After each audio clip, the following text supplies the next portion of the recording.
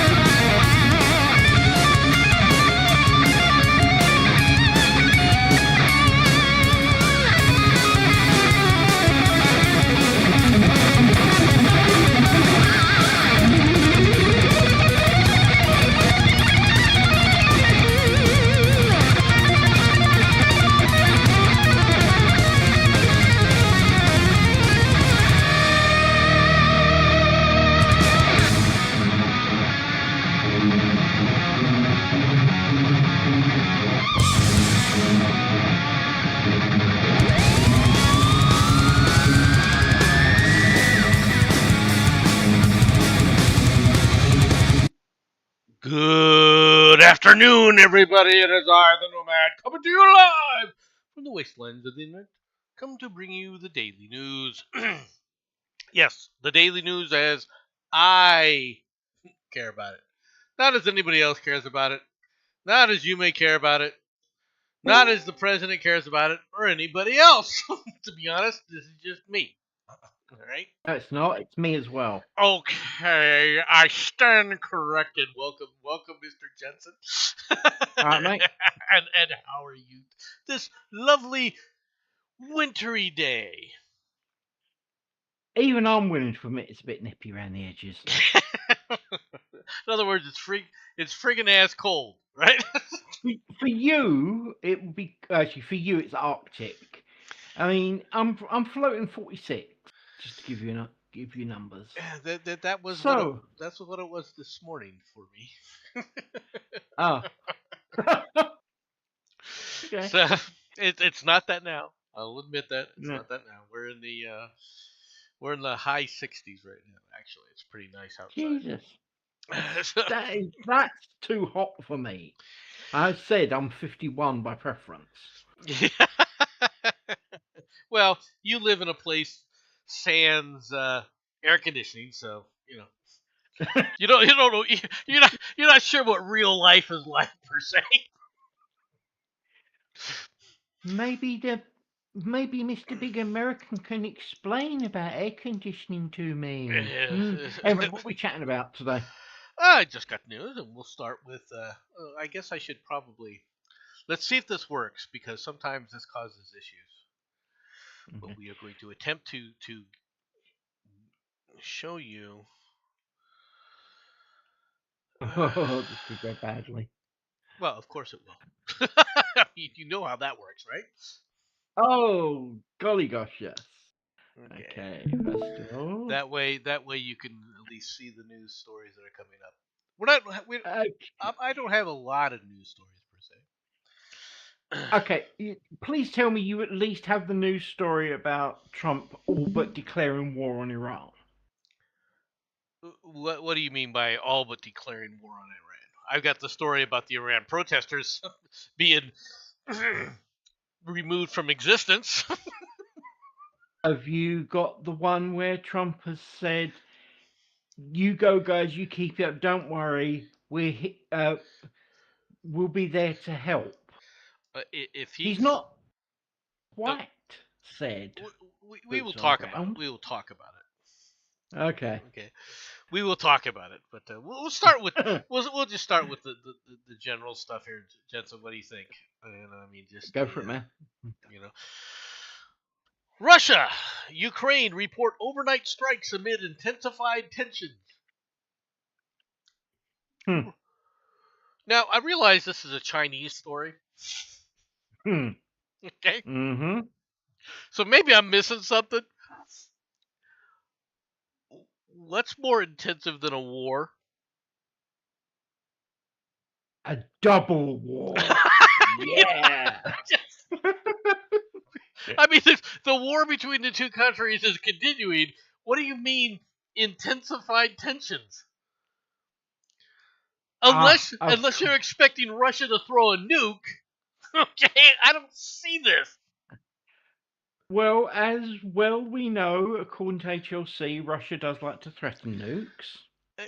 Personally, I think he has not got the nuts to do it. I'm being honest. I really don't. I don't think he needs to. Okay? Okay. Let's be perfectly frank. Does Putin at this point need to throw a nuke? Okay? Is he in the same situation? Okay. Let me put the regular thing back in here so we can have a little chatty here. Okay. Okay. Why did the United States nuke Japan? They introduced two sons to Japan because Japan touched the boats. That's the HLC. That's the HLC answer. Okay. All right. Let's be perfectly frank. Yeah, That's the HLC. I know, but the you know I had to do. yeah. No, hey, fits right in. I have no problem.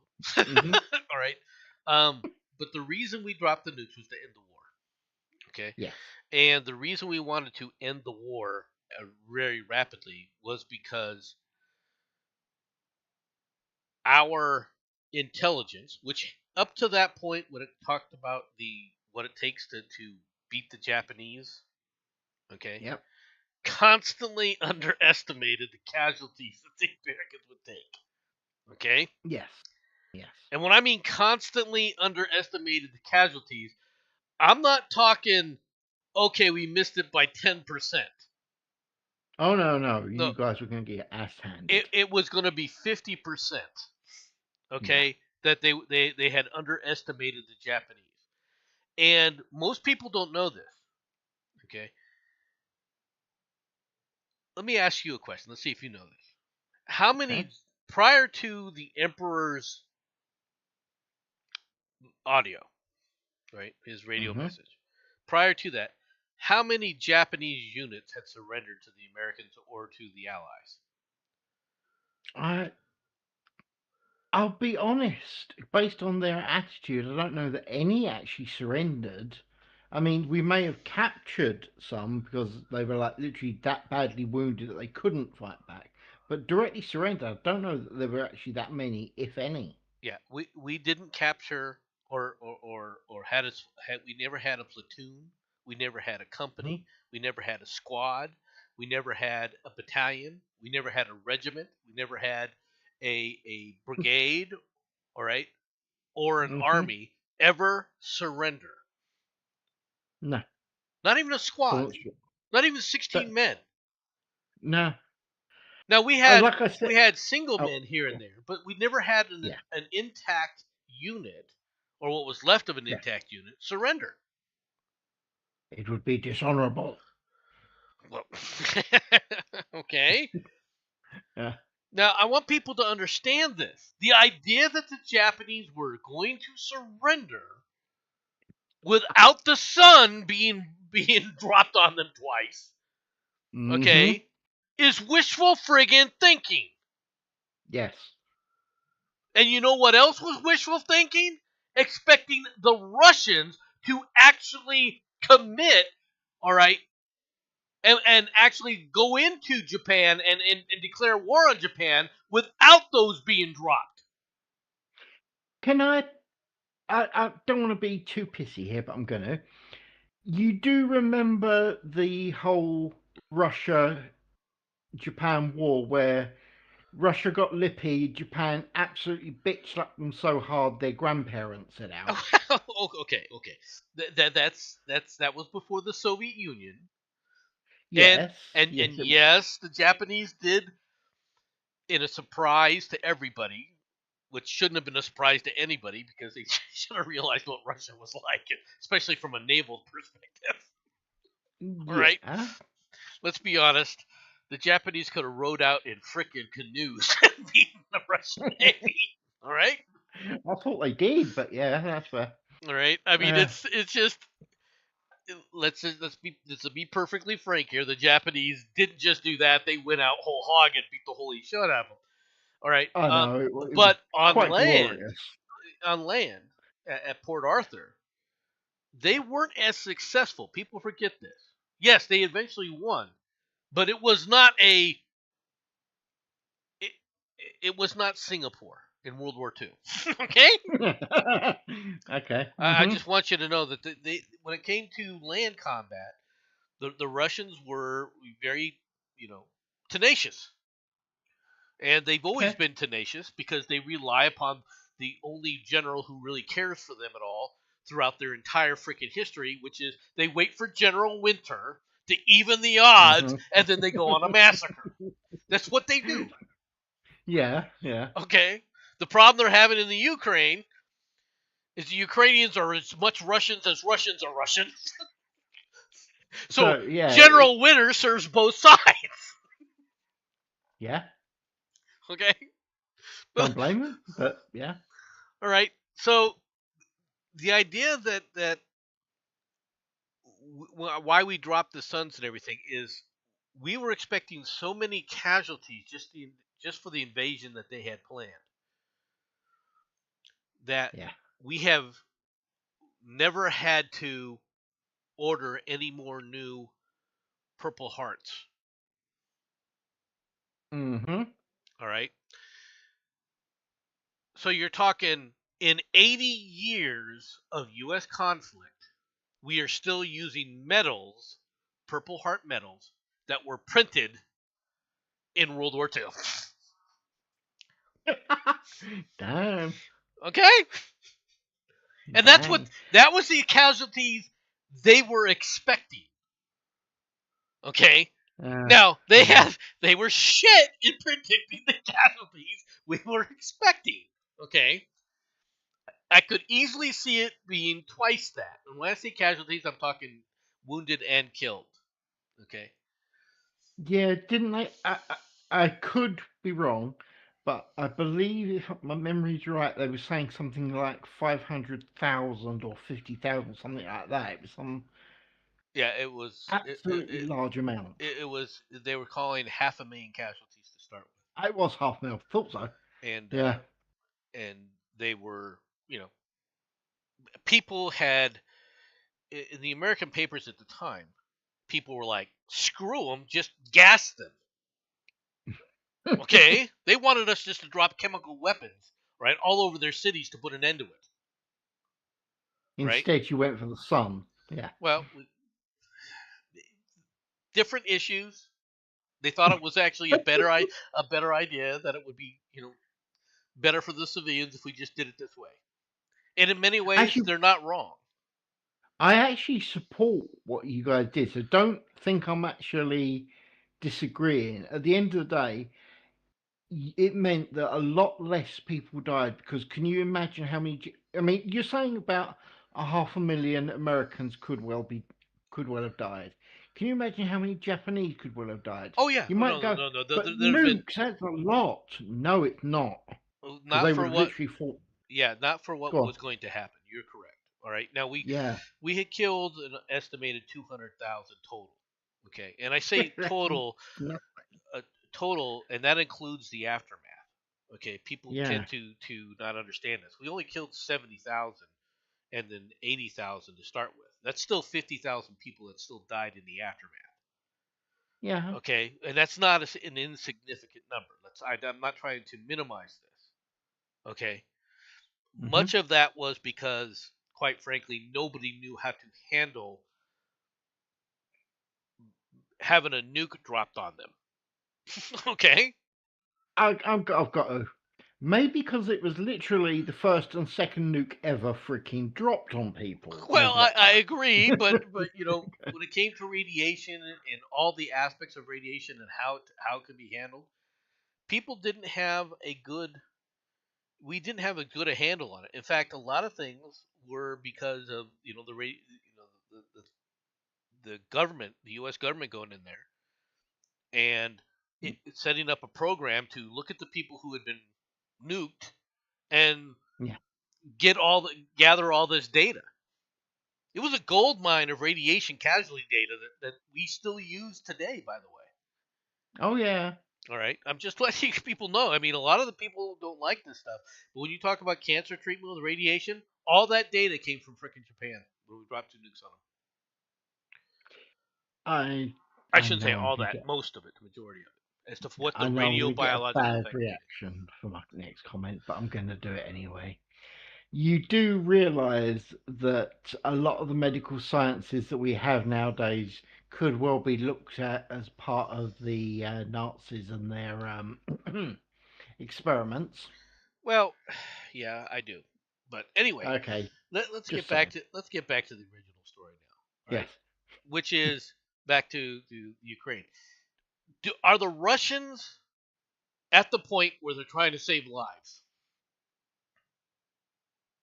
Why would they? It's Russia. No offense to Russia, but they are well known for their. So, Let's make the enemy run out of ammunition by putting bodies in the way. okay, Our own. are they in danger of losing the war? God no. Why would they throw a nuke? You see my point? No, I do, and I would possibly. Now you know a lot more about nukes than me, so I may well get this next thing wrong. But what's the one that destroys the people but leaves everything else standing? Those are neutron bombs. Neutron. What about lobbing a couple of them? Because that way they can at least make use of the land after the rads are cleared away. Okay. Neutron bombs Oh, are okay. Neutron bombs are very specific. The only ones who yes. have actually built one and tested it is the United States. Oh, Okay. shock. There is the estimations that they give are just that. Nobody knows just how much fallout would happen due to a neutron bomb. Okay, Yeah, I'll accept that. and a neutron bombs. Okay, how do I put it like this? The neutron radiation. Okay, the Mhm. effectiveness of the neutron radiation is much smaller than what you can achieve with a simple blast radius. Does that make sense? Okay, so yeah, so it just means you have to use extra. The more you use, the more fallout there's going to be, whether you like it or not. Okay, and I'm gonna say it. and the What? Russians are not known for trying to minimize the blast radius, except for the Tsar Bomba. Okay, for people who don't know. Oh, the Moab, yeah, or the Russian version, yes. Well, that was not a the Tsar Bomba had a 50 megaton yield. Okay, Yeah. So I have one over each shoulder. What's the problem? there were people that were their scientists were saying, no, no, no, no, no, don't use lead. Use uranium Mm-hmm. as the initial blast container. Huh? Okay. Now we had already calculated if they had used uranium as the blast container, it would have exceeded over 100 megatons. Oh. Okay. And the Russians had, for all the bad things you can say about the Russians and their backwardness, they have awesome physicists. They really friggin' do. Okay, I don't know why. I have no idea why. No, let's be honest, dude. The guys that Operation Paperclip didn't snaff, the Russians nicked. That's why. The Russians have, like Sarkov, right? Yeah. These guys are phenomenal physicists. Oh, yeah. Okay, I mean, when it comes to actual theoretical physicists, you got to give it to the Russians. Mm-hmm. Now, their morality is a different issue, okay? Their humanity is a different issue. But as physicists, they're freaking great. If you win. Well, that's true too. Anyway, let's get to the story. Yeah. Russia and Ukraine reported overnight strikes against each other amid intensified military action on Tuesday, with Moscow saying it carried out a large-scale attack on the Ukraine's energy infrastructure, while Kiev reported a strike on the drone production facility inside of Russia. Russian Defense Ministry said its forces conducted a massive strike using high-precision ground-based weapons and drones, targeting the Ukrainian energy facilities. The ministry describes the operation as a response to what the Ukrainians called terrorist attacks on Russian civilian targets, adding that all designated targets had been hit. I don't see this as intensifying anything, okay? I really don't. I mean, the Russians are Russians. They're going to commit things the way they're going to commit things. This is how they do war, okay? Yeah. I would not call Putin a coward for not using nuclear weapons, okay? No. I don't think there's a need to use nuclear weapons. And the problem with throwing a nuke is, from their perspective, in this case, is you're nuking Russia. You're nuking yourselves. That is true. Okay, so yeah, you could, and what's more is that people keep acting like this is an all-out Russian war. That Russia is not, that they're totally committed, that this is total war by Russia. This is not total war by Russia. I'm not trying to minimize the brutality, all right, and the savageness of it, but this is not total war. They're not on a total war footing. They're not acting like they're on a total war footing. Do you see backfire bombers day in and day out bombing frickin' the cities? No, you don't. It's not total war then. Because that's what it would be if they were trying to do it. One of the things you like to say is the B-52 flying wingtip to wingtip, blah, blah, blah, blah, blah. Russia has the Tu-95. The difference is one has props. That's pretty much as far as it goes. That's not the only difference. Yeah, all right, okay. America's one's bigger, we know. No. Okay. That's not what I was going to say. Is you have American pilots versus Russian pilots. All right. I mean, that's a major difference. Okay. I'm not saying anything about effectiveness. I'm just pointing out it's a major difference. Okay. I would question that for one reason. And I don't mean to be narky to bombers, even though, at the end of the day, they're just flyboys. But basically, lobbing bombs out an hole in the bottom of a plane isn't exactly rocket science.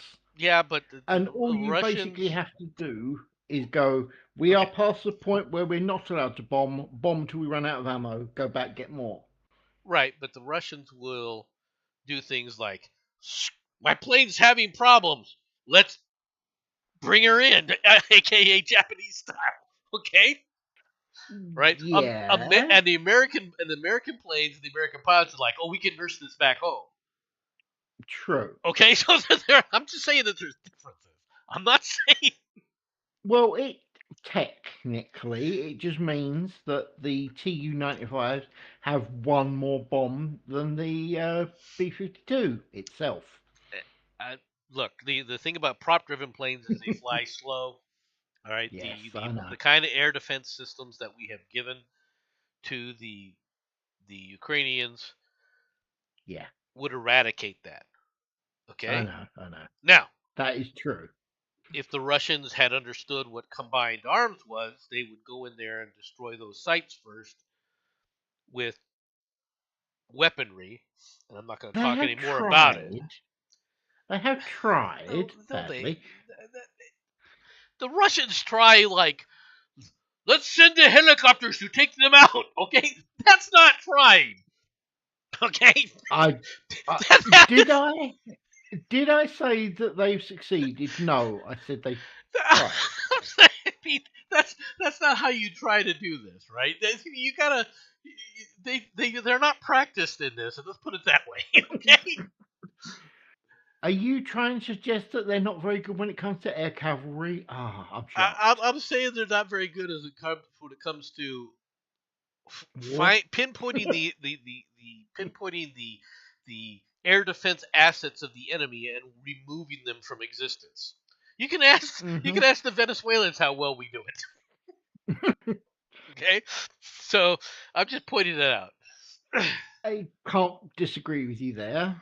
So, but sending helicopters and watching them get picked off and then keep going, just send more, and then going, you know what? We are running out of helicopters. They didn't care about the pilots. Okay, No, they didn't care about the men, but they did say, you know what? We're actually running out of helicopters. All right, so they said, maybe we need to change things. But they didn't dedicate them to taking out the anti-aircraft systems that would be necessary to bring in heavy bombers. Is my point. Okay. So, but speaking of Venezuela, let's get on this next story. Mhm. From the Compost, U.S. plane used in boat strike was made to look like a civilian aircraft. Oh, the horror! Okay, Yeah. by Noah Robertson, Tara Koop, and Ellen Nakashima. Okay. Mm-hmm. The Trump administration's first deadly strike on an alleged drug smuggling boat in early September was conducted by a secretive military aircraft painted to look like a civilian plane, multiple officials confirmed to the Washington Post on Monday. The crude aircraft did not have any weapons showing when the attack occurred, two officials said, speaking with some others on the condition of anonymity to discuss a sensitive matter. Instead, the munitions were fired from a launch tube that allowed them to be carried inside the plane, not mounted outside on the wing. Could you use an AC-130 that dealt with the problem? Okay. Mm-hmm.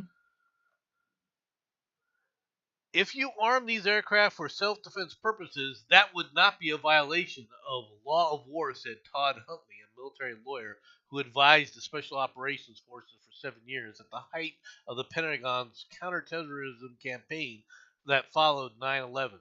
But using it as an offensive platform and relying on its civilian appearance to gain the confidence of the enemy isn't it hilarious that this becomes the issue for our mainstream media leftists? But the fact that military members in civilian clothing being driving freaking civilian boats, okay, these were just supposedly fishing vessels, right? Mm-hmm. That's not a violation of international law. That was perfectly acceptable to them. It's the same bullshit that we heard in the Middle East. And I hear it all the time. Civilian, civilian, civilian. Were there a bunch of, after the first 2 weeks, were there any Iraqis running around in uniform anymore? Funnily enough, no. Were there any? They were, not for long. Were there any ever in Afghanistan? Let me think about that. No. So why aren't we'll be people honest. screaming and coming down on these freaking savages, all right, who have no regard for the international law? And guess what, moron? If the enemy doesn't follow international law, you're not required to follow it either. When you're dealing with them, That's part of this international law that for some reason they never bring up. Canada would like to know your location. Yeah.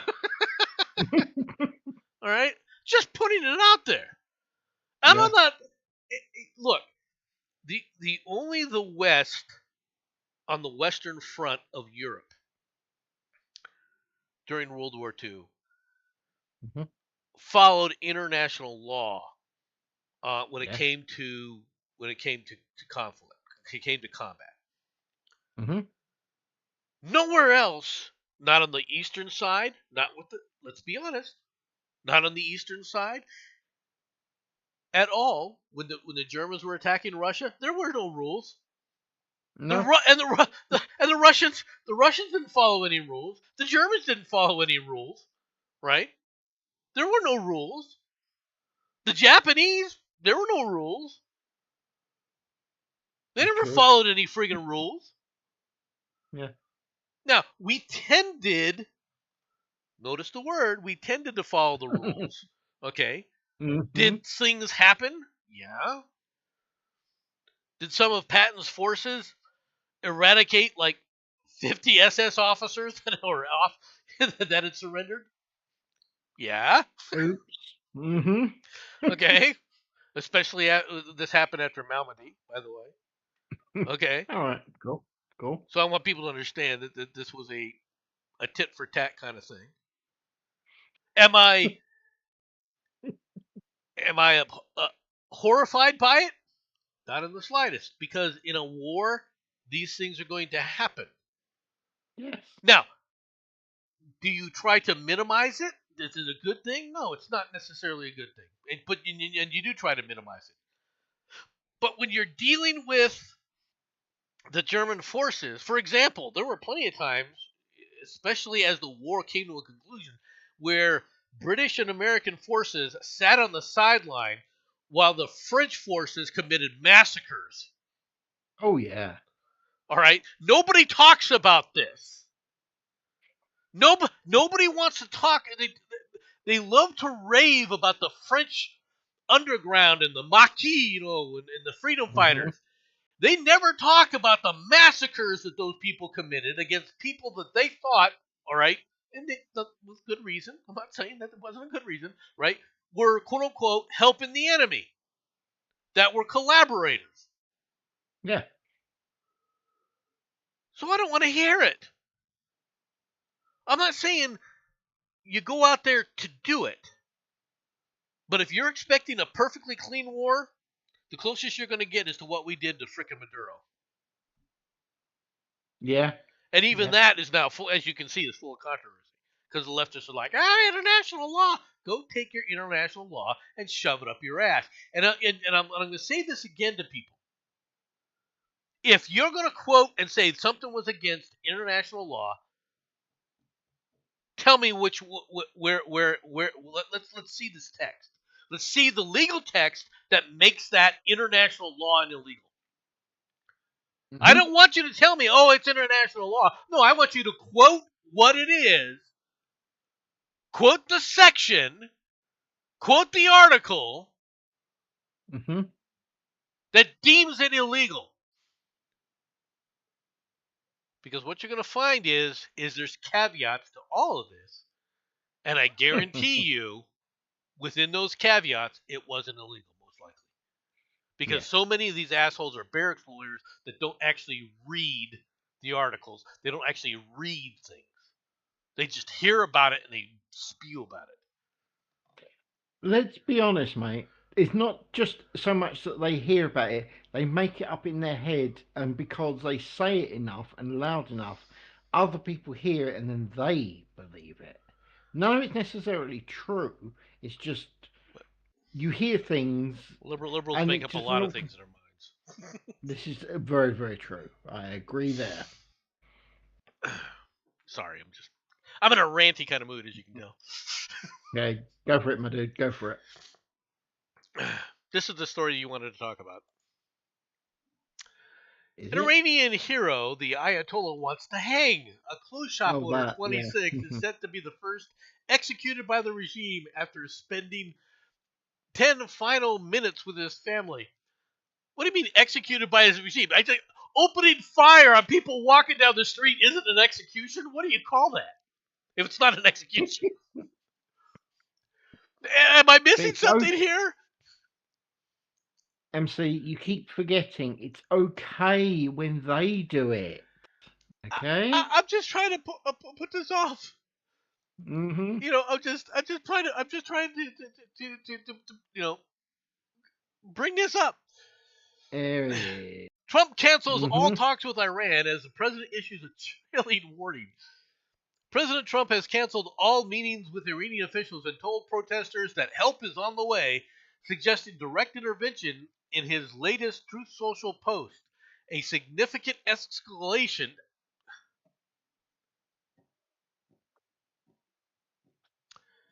How is this a significant escalation? The Again, significant escalation is when, well, again, to paraphrase, when the suns drop. That's a significant escalation. Elena Shirazi. Elena, Mm. can you tell me how this is an escalation? I just Mhm. want to know. Of maximum pressure rhetoric, Trump has shifted from diplomatic sanctions to an overt call for grassroots regime change by urging Iranian citizens to take over their institutions. Iranian Mhm. patriots, keep protesting, take over your institutions, say the names of the killers and abusers. They will pay a big price. I have canceled all meetings with Iranian officials until the senseless killing of protesters stops. Help is on the way. MIGA. He wrote it. Yeah, All right. make Iran great again. Though I personally still have the problem with it because it shouldn't be called Iran. It should be called Persia. Let's go back to the old names. Just Okay. saying. Okay. Okay. Let's talk about what the issue is here. Okay. Do you understand what the problem is right now? Go for it. Okay. Trump is saying to the protesters, keep protesting, we're on the way. Why are Yeah. we on the way? Because we don't have the What? assets necessary in the region. You are correct with that, but I would like to point out a slight modification in your wording. Why are we telling the Iranians that we're on the way? If anything, don't say a bloody thing. That way you get the shock and awe thing that happened with Maduro.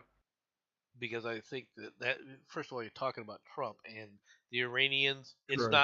It's not worth the shock and awe effect with the Iranians. You already seen what happens when you give it to the Iranians that way. All right, Mm, the regime. What he's talking about doing is he's talking about decapitating the regime. yes. Okay, and you can say that if he actually pulls the trigger on that, all right, that is a major escalation. However, Yes. in order to do that, we have to move assets into the region, and we don't have them there. We've pulled them around in other places. Mm, Okay, this is the problem when people talk about how big our navy is, and we have a great navy. I'm not denying that. hmm But that doesn't mean it's a big freaking oceans out there. Okay? The world is pretty large and most of it's water. Yes. I realise we can't go into too much details, but don't you guys have like 3 carrier fleets sitting off of the coast there, basically going, No. hi. Of Oh, Iran? well, there's not really that much coast on Iran, but Oh yeah, you've there got is. it There's a lot of like Iran's got a large there. coastline. It really does. It's got the entire Persian Gulf. Okay, all right, you can have that one. All right. Okay. But no, we don't. All right, okay. I thought you did. Uh-uh. Must have moved them. All right. Yeah. Yeah, but you We didn't did move actually. them. All right. First of all, people don't understand this. You can't park a carrier, what do you call it? a carrier group, we'll call it Yeah. a carrier group, off the coast of anywhere indefinitely. That part is fair. Okay, and so we've had so many irons in the fire right now. We had realigned where our carriers were. For example, one of our carriers groups was in the Caribbean. But Hmm. that wasn't enough. We put in a second one. Yeah. Now You got 11. You got enough. That's 2 out of the 11. All right. How many are in refit back at home port? That I'm not certain, but I would actually run with around half, so about Well, 5. I would say about 3. Okay. Okay. Then. But that's still The because reason you're that, because you have the reality is because of war tempo, you've got to bring these ships back. You can't leave them just sitting out there in the middle of the ocean. Now they're no, squids. that is I fair. understand that. They Mhm. are human beings. They might be lower Questionable. human beings. They might be a lower life form of human beings, but they're human beings. And They say, come on, they say this. Don't you go accusing them of being human? That's not fair. I'm just pointing out that they have a tough job to do, and yes, a lot of people talk about how they go out for 6 months on those freaking submersibles, and they're Hmm. out there directly for 6 months without ever seeing daylight. Yeah, Okay, that and then they part come is back fair. for 6 months and basically rip everybody up while the second crew gets on the boat and goes out for another 6 months. But there is rest and refit that has to take place during these things, especially with a carrier group, right? Yeah, yeah. The only reason I was mentioning about this is because America didn't exactly stop the Yemeni issue. They just slapped him around a lot. Right. So And without, we do have a carrier I don't, group in the region. yeah, I actually thought you had 3 down there for just that, but I may well be wrong. We at this point, I think we only got the Franklin out Oh, there. Okay. okay, all right.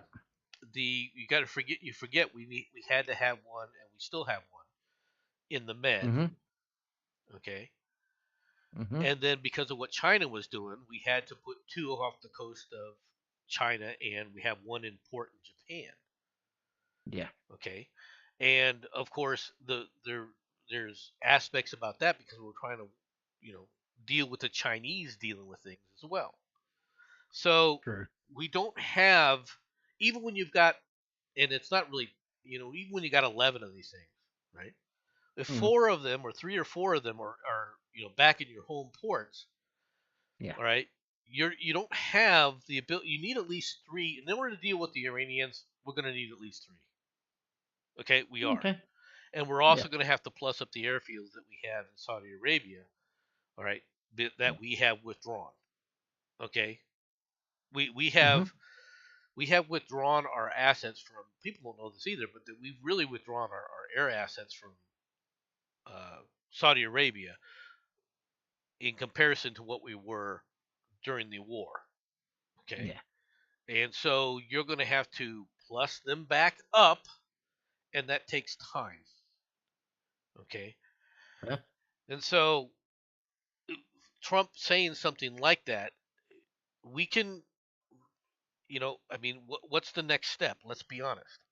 Well, we did those bunker busters. Yeah, we used 3 planes to hit those bunkers because it was a single facility basically we were hitting, right? Yeah. In this case, you're going to have to hit a lot more assets. Just how many of these planes are we going to, and they're going to have to use the bunker busters again. Okay? Yeah.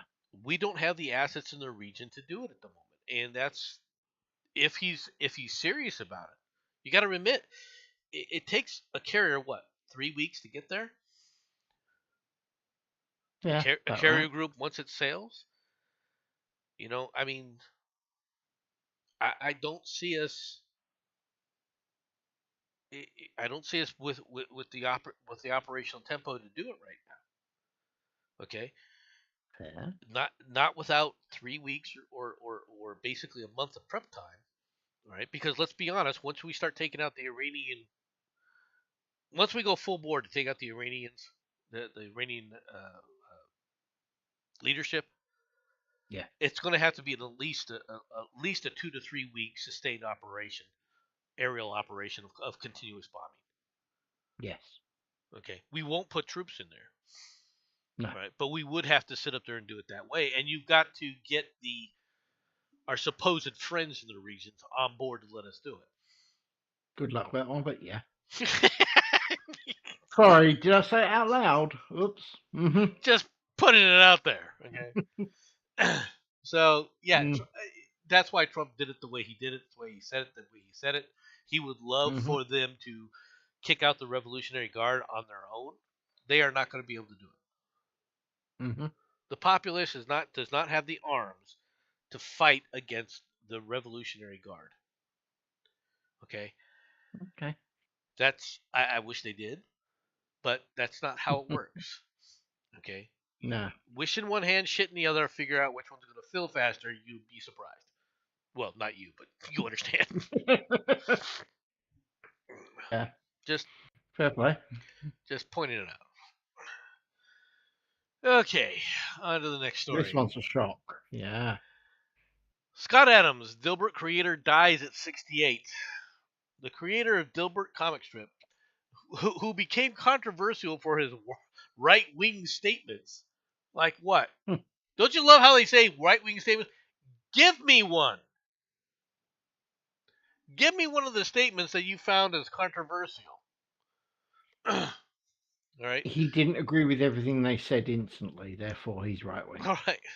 He died of a battle with metastatic prostate cancer. He was 68.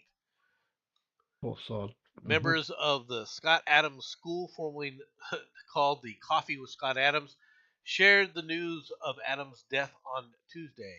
Adams started writing blog posts praising Donald Trump in 2015. Oh! now he's the enemy of everyone. All right, and his daily video podcast featured a range of conservative guests. His writings and podcasts began to question the Holocaust and oppose the COVID vaccine. Okay, opposing the COVID vaccine, you think is controversial? I don't. No. All right. Questions about the Holocaust? What questions? Okay. Seriously, what questions? What was he saying? Did he say that the Holocaust didn't happen? Okay. If he said the Holocaust didn't happen, then yeah, that is a ridiculous white race statement. I don't know about right wing, but it's a ridiculous statement. It's ridiculous. I agree. All right. To say that there's more information that isn't talked about the Holocaust, I would agree with that. Okay.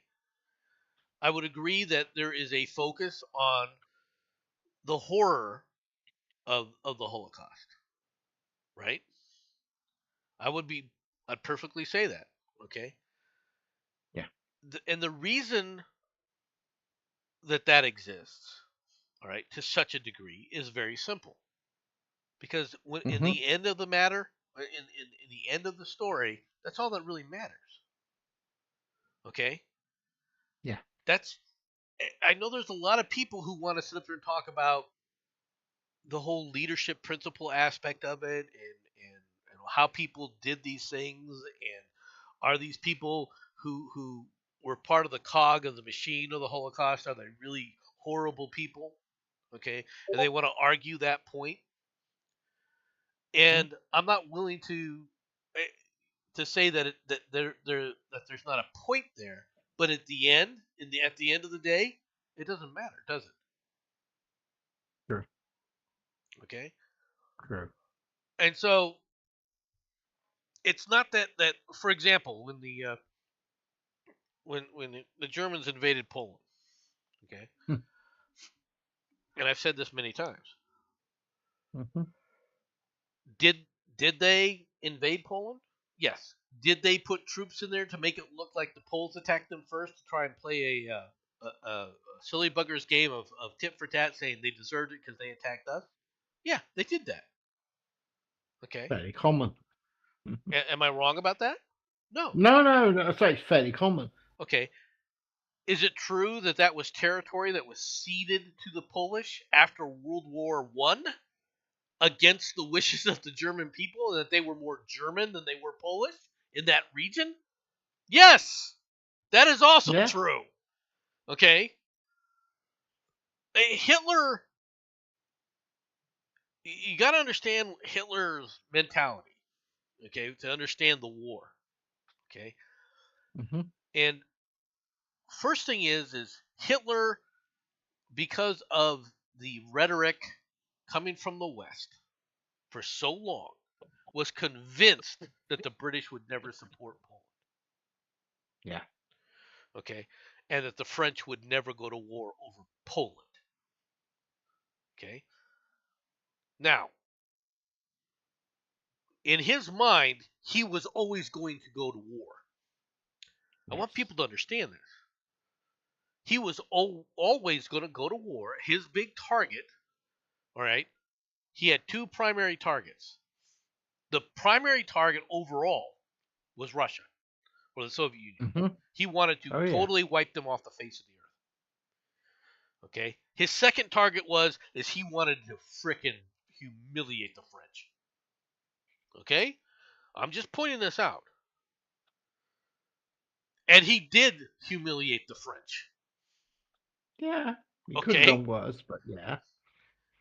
He was getting there. Okay? Oh, I know. I mean, no, that's terrible. I'm Terrible. just pointing No. out the fact that the French people under the German occupation,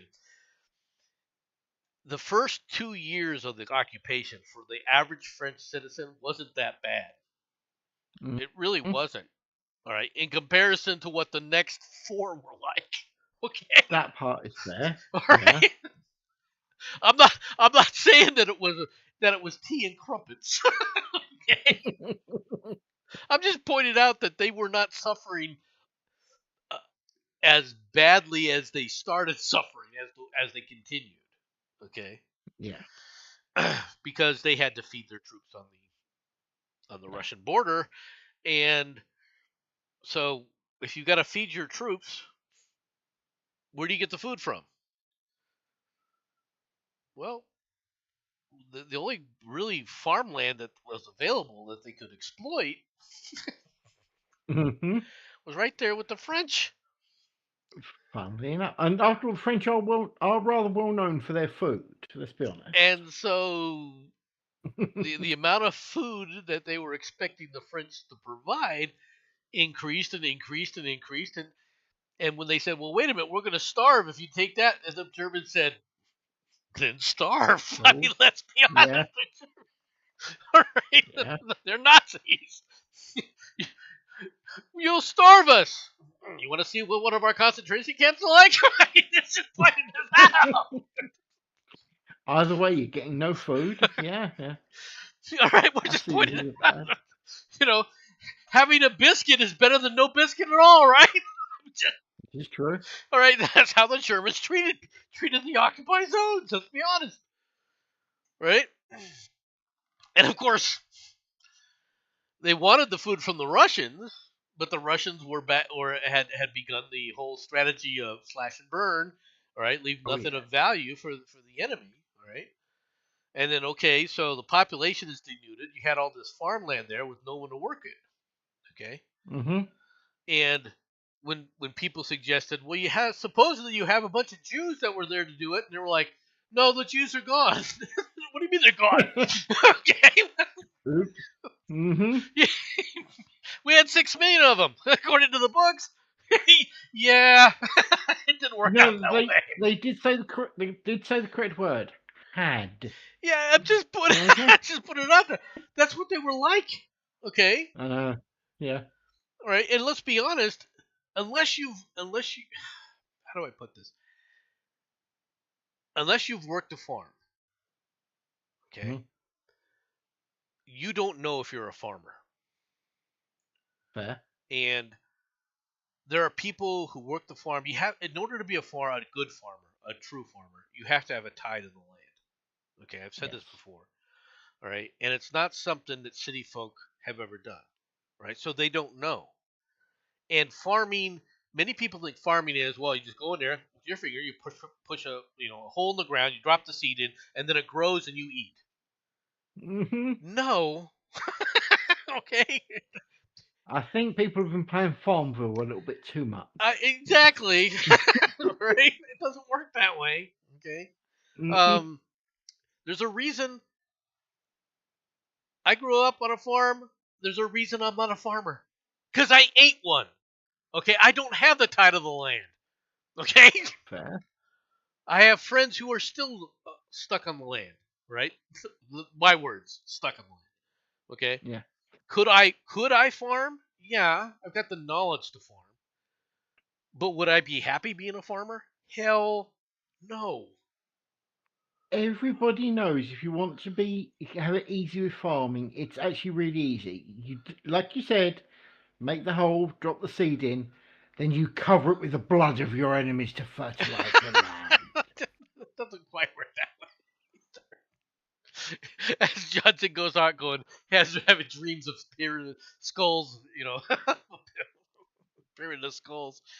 But I'm no, saying so nothing. so so to, Before to you say that, continue, mate, mhm, before you continue, I sent you a link in your DMs to something you may or may not want to talk about. Didn't see it on your list.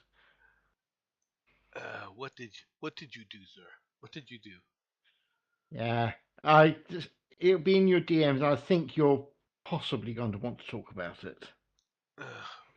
What the Chinese are doing? Yes. We can talk about the Chinese in just a minute. That's fine. Mm-hmm. So yeah, no, but I'm not. I'm making light of a lot of these things, and I really probably shouldn't. Yeah.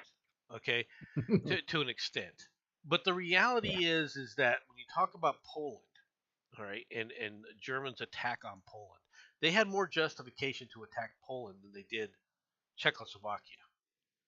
Yes. Okay, by leaps and bounds. Okay, but because of how Hitler had planned to do this, all right, once he saw that he could get away with something that he didn't have legitimate reasons for, right? Which, let's be perfectly frank, there was no legitimate reason for going after the Sudetenland, right? There's no Part of it German. used to be his. Right, right.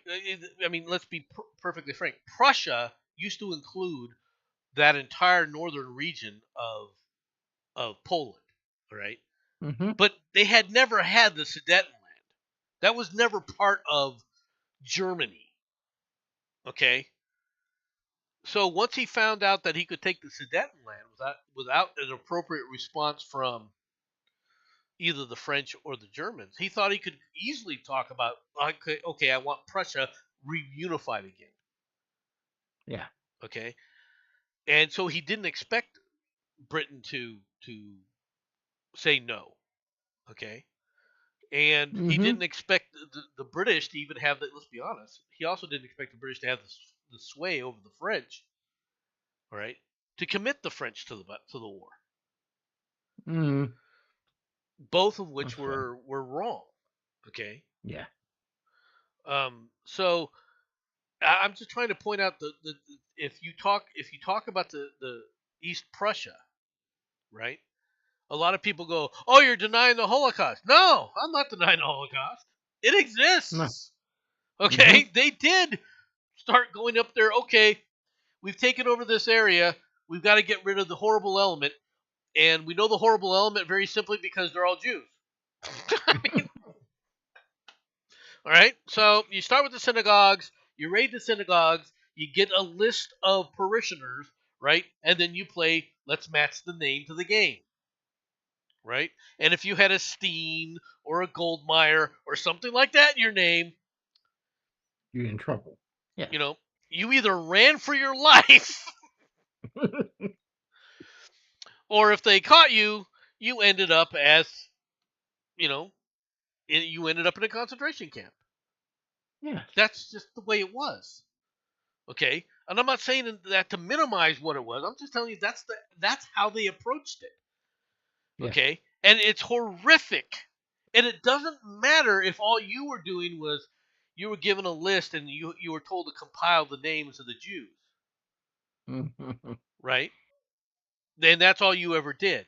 Did you gas any Jews? Did you put a bullet in any of their heads? Did you take these children and massacre them and pull out their teeth for the gold fillings or anything else? No, you didn't do that. But it doesn't matter. No. You were part of that. I was just following orders. Okay. Now, and granted, part of that was, hey, I don't want to do this. You want to join them? It's a legitimate threat. Okay. Oh yeah. I'm not denying that. Okay, I'm not saying that it wasn't a legitimate threat, but it doesn't matter at that point. Okay? Sure, Mm-hmm. you could have stood up and you could have been massacred with them. Right? Yeah. But at that point, if you're smart, you run. Okay? Yeah. I'm just pointing this out. You figure out a way to go, you know what? If I go against this, I might be up for visiting the concentration camp from the inside. So Yeah. No thanks. let me see how I can get the hell out of here. Right? I'd be making plans to leave. I know it's horrific, but if you're not willing to fight it, then your only other choice is to run. Now, yes, you could sit up there and go, well, I could just do what I did and put my head down like an ostrich. Mm-hmm. But you have a Which is what a lot responsibility did. not to do that. Yes. I'm not saying you had a responsibility not to protect yourself. I'm saying you had a responsibility to not help participate in this once you realized what it was. Now, which is another aspect. A lot of these people never really believed what was really going on. Okay? But, there also comes, you should have known better. Yeah. All right. Am I missing something? Oh, no. Now, I know a lot of people are like, oh, my people would hear this speech and they'd be like, oh, my God, he's justifying Hitler. And no way am I justifying Hitler. And no way am I justifying what went down. I'm just pointing out that people like Scott Adams, who talked about these issues, I don't think he ever said that the Holocaust didn't happen. And I don't think he ever tried to mitigate what the Holocaust was. I do think that when you create these platforms and you're talking, you have to keep it within the context of look at the horror that was being participated with. Yes. Right? And when you're stuck in a no-win scenario, yeah, it's a no-win scenario. Yeah, there are situations like that. You've got to then go out, start thinking outside the box. How can I escape this? Yeah. Okay. And I don't think that many people do that. I don't think enough people think about you have to escape. Okay. Now, there were some people who said, you know what, not only am I going to do this, I'm going to fight against it. And I've got nothing but kudos and, I applaud their bravery. Right? But not everyone can be like that. Let's be honest. Yeah, agree. Okay. And I'm not saying that I mean, it's easy to sit there and say, well, I would have been up there. I would have been trying to hide the Jews and everything else. Would you? Really? Would I, questionable, but would 99.9% of people know? At the end of the day, things were happening, and it's like, yeah, you can give it all the, oh, I'd do this, I'd do that. Like you said, would you? Would you really? Right. Yeah. I do agree with that. So on to the next story, shall we? Okay. Uncovered secret room beneath Chinese embassy that poses a threat to city. The Telegraph obtained unredacted plans showing how close the underground complex will come to cables carrying sensitive British financial data. You might want to point out, not only is it an underground complex, it was unknown underground complex. China is to build a hidden chamber alongside Britain's most sensitive communications cables as part of a network of 208 secret rooms beneath its new London super embassy, the Telegraph can reveal. The newspaper has uncovered detailed plans for an underground complex below the vast diplomatic site in central London, which Beijing has sought to keep from public scrutiny. Despite the apparent security risk, Sir Keir Starmer all right, is expected to approve the embassy before a visit to China later this month, when he is due to meet with Xi Jinping, the Chinese president. The plans, which are redacted in all publicly available versions, can only be revealed because the Telegraph has uncovered the unredacted documents. Did he lose a pool? A billiards game? All right, I'm just asking. Okay. No. If you want to know, he actually got his knee pads in so as he can service the Chinese. Okay? I mean, let's be frank here. If you know it's a security problem, why would you approve it? Okay, I'll tell you why, and I will actually not do this in jest. I'll actually be quite serious about this. In my humble opinion, and I have to put that in just to cover myself, I actually reckon that basically he's taking an insane amount of kickbacks for this, and it's a simple case of do what you're told, yes sir, sorry sir. But how can the Yeah. rest of Parliament just go along with it? Because for some strange, and I'm not entirely certain why, but for some strange reason, our Parliament really does not understand the concept of the word no. I know, strange, isn't it? One word. I can't understand the thinking here. Okay? I'm not saying all right, for example, most people don't know this, but we built a embassy in Moscow back in the day. Okay? Hmm. And they let basically the Russian contractors build the embassy for like $10 billion. Hmm. When they finished, the security sweep revealed that there were so many bugs littered I'm throughout shocked. the entire thing that we came and said, okay, bury it. And we just brought it to the ground. Yeah, We never moved into I don't it. blame Okay. him. Now, I realize that people are like, well, then why did you give them $10 billion to build it? And I'm one of those people. Okay? I'm like, why would Mhm. you give $10 billion? You knew they were going to do this. Okay? Yes.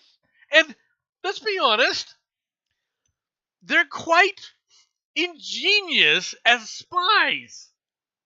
Okay? Yes. Now, I'm not saying everything is ingenious because they have their own, foibles and everything. But for example, one of the things that they did as a spy tool was they put a clock in the ambassador's uh, office, right? They gave him this Yeah. clock. And we swept it for bugs, and we swept it for bugs, and we swept it for bugs, and we never found a bug. Mhm. And the British, the British who were listening in, all right, would say, "Wait a minute here," because they would pick up the audio from the ambassador's quarters every now and then. And they told the Americans, and the Americans would do a sweep. They're like, we can't find the bug. Well, what they had done is they had created an antenna system in there that when you shot it with microwaves would then allow you to radiate what was going on in the conversation. Until then, it just sat there passive. Yeah. I mean, it's brilliant. It's a brilliant thing, but it's like, I mean, you got to admit that's ingenious. Oh, it is. Obviously, I lived in the era where we already knew of that sort of thing, so to me, that's like just common sense. Well, yeah, but to at do the that. time, you're like, I mean, no one's ever even thought to do this before. Oh yeah, You no, got to I give agree. the Russians and the Soviets were very good at, if you run into a problem, okay, figuring out a Mhm. way. How can I avoid this? How can I get around this? Just like with Yeah. the MiG-25, right? The Mhm. MiG-25, they're like, well, how can we get this to go fast and high? Okay. Well, the American solution is you make it light, you put titanium on the wings, right, so it doesn't weigh you down, and you fly it, right? The Russians were put on some massive friggin' engines, and then we can do it. Okay. Now, the consequence of that was, yes, it could fly real fast. Yes, it could fly real high. And it had zero durability. Right? It had to go up, and then it had to come down because it had no fuel left. All right? Yes. But it worked. It did what they were Okay. doing it with. The wings were steel. They literally were not titanium. And you gotta understand this. This is at a time period when Russia was almost the sole supplier of titanium to the world. So your first question is well, why the hell didn't they sit up there and build the wings out of titanium? Right? Well, it's subs they were using it on. Yes, they were building entire submarines Yeah. out of all the titanium that they had. All right, so I mean, it's you're like, okay, I mean, Americans are like, yeah, why didn't you go the other way? I mean, it's just put freaking rubber around the damn thing. Let's I'm be just fair. saying that the philosophies are different. I'm just pointing this out. Let's just be thankful they didn't make the subs with the ability to fly. Stay quiet there and just go. It's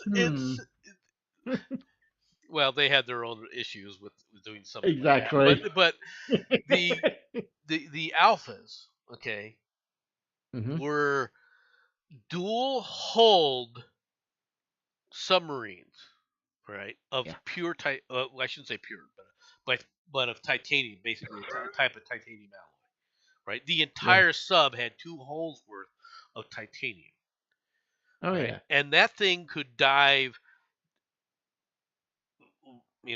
6,000 meters. Yeah. Okay. Everyone else's crush depth is around 1,000 meters or 2,000 meters. This thing was going down 6. I was going to say, can you guys actually do that level? All right. Initially, when the alphas came out, one of the biggest problems was we had no anti submarine weaponry that would actually hit it when it was that deep. Oh. All right. Okay. There was nothing in there in the NATO and everything else. Now they of course created it. The only good thing about the alphas from our perspective was they were loud. Yeah. I was going to say noise. Yeah. You could hear them coming. Okay. You might not be able to catch them because they were also really fast. All right. Yeah. But they were really freaking loud, right?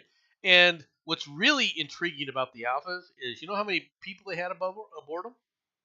No, actually, I don't. 12. Wow. Okay. They were all officers, but all the alphas who were using, well, for at the time they were calling, cutting edge technology to basically do everything. So you didn't have a lot of personnel involved in the crewing of the sub. But as a consequence, though, they tended to break down quite a bit. Yeah. Okay, but they only had 12 people on board. But let's be honest, this is the Russians. If it broke down, they'd let it flood, let the people die, send someone down, pick it up, drag it out, and put in a new crew and carry on. Yeah, but when you're dealing with that much titanium, I don't think people understand how much titanium that it was. Right? It's not easy to recover titanium. And if it sinks in 6,000 feet of water, you're screwed. Or 6,000 meters of water, you're screwed. Yeah. Okay, I'm just pointing this out. So yeah, yeah. I don't understand why would Starmer though do this. I mean, aside from like you said, I just can't understand the thinking of even allowing this. Now, granted, one of the problems with London, and I think you'll agree with this, London's too crowded. Oh yes. Okay, I mean, there's so much that you put there, infrastructure-wise, that's nationally sensitive, because it had to be. So if you put in anything anywhere in there, you're going to be close to something that's sensitive. It's too concentrated. Did you know what this whole super embassy thing? Would you like to hear what the British government's reason for allowing it is? Are you ready for this one? Sure. Well, if they're all in one place, it's going to be easier to spy on them. No, just no. Okay, no, that's stupid. You silly, silly person. You know, the whole thing, spy versus spy. Hmm. I think you British really believe that that's how the spy game works. No, it's how it's supposed to work, sir. It's supposed to be all gentlemanly and things. Yeah. Didn't your, I mean, you guys have come up with some ingenious shit, Well, yeah. but this gentlemanly shit. I mean, even your best MI5 agents didn't act gentlemanly. In fact, they're always the ones that were the outcasts. Yeah. I'm just pointing this out, just I Yeah. You don't, know, not wrong. on to the next thing. Yes. America's biggest power grid operator has an AI problem. Too many data centers. From Catherine Blunt and Jennifer Hiller.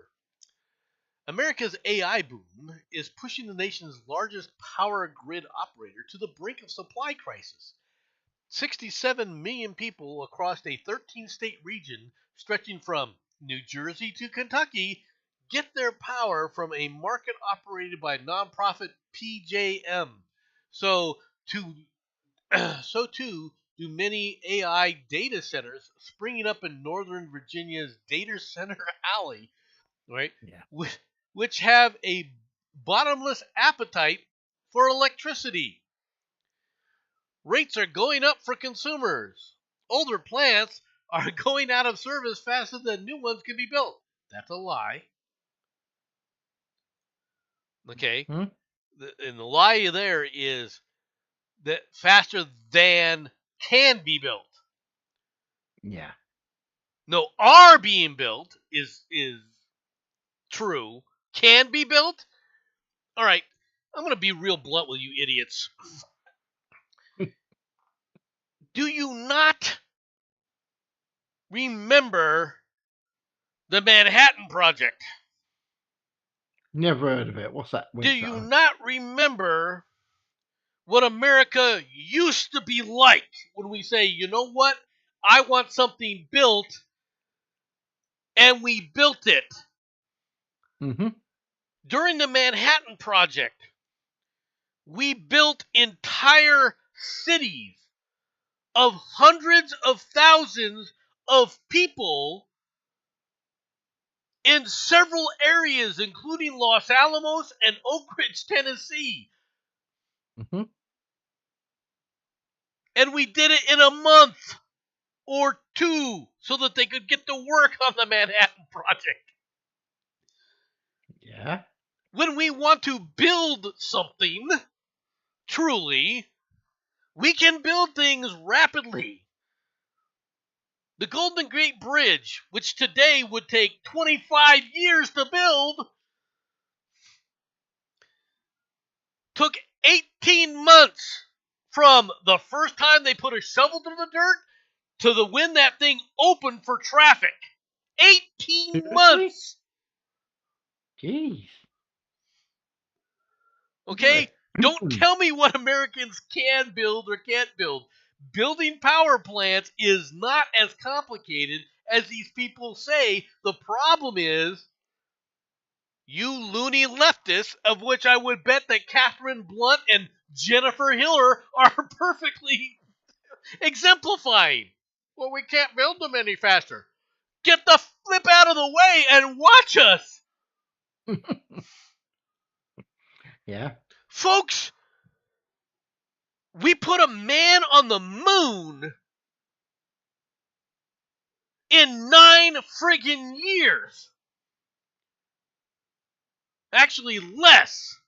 We went from no space program to putting a man on the moon in like 8 years. Now to have MC go crazy. Supposedly. Well, let me put it this way: the Chinese believe we did it because they're bitching about it. Yeah, but yeah. I'm just putting this out. I'm not saying you haven't been to the moon. I'm just questioning whether or not you did it in '69. That's all. I'm telling you, we did it in '69, and the Russians know we did it. Mm-hmm. Because if we had tried to fake it, the Russians would have stood up there and said, "Here's the fakery." In fact, the Russians almost got there first. I know. Right, and the Russian.